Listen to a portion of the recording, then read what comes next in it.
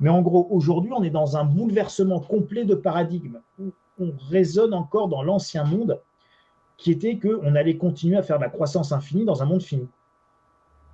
À partir du moment où vous ne pouvez plus faire de croissance infinie dans un monde fini, où vous ne pouvez plus transporter les bidules sur 20 000 km, vous faites quoi? Vous changez votre modèle économique. Encore une fois, je vous renvoie au terme de transition ou de grand reset. D'accord? Donc la grande réinitialisation, c'est quoi? C'est un changement de système. Et la transition, c'est quoi? C'est un changement de système. Changement de système d'un système vers un autre. Le système que l'on quitte, on le connaît.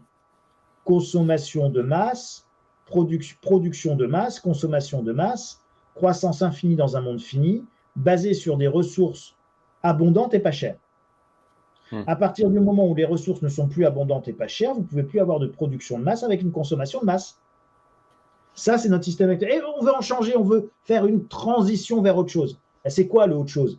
Le autre chose, c'est l'opposé de ce que nous faisons actuellement. Donc, c'est une croissance modérée, maîtrisée, dans un monde complètement fini.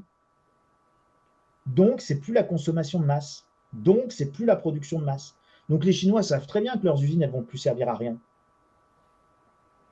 C'est déjà acté, en fait. Ouais. Les dirigeants politiques sont déjà en train de préparer autre chose, là.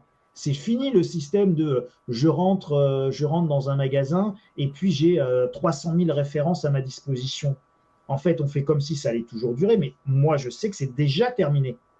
Et que tous ceux qui nous écoutent vont vivre la transition, la grande réinitialisation qui va permettre de passer d'un système à un autre.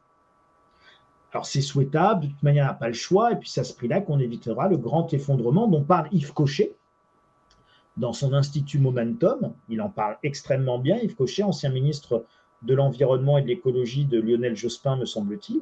Ça remonte à quelques années. Donc Yves Cochet, lui, il vous dit l'effondrement aura lieu l'effondrement dans le sens de ressources et donc d'énergie.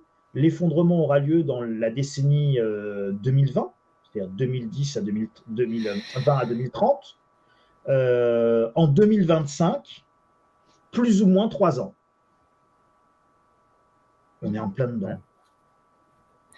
Et oui, donc, mais... Pardon.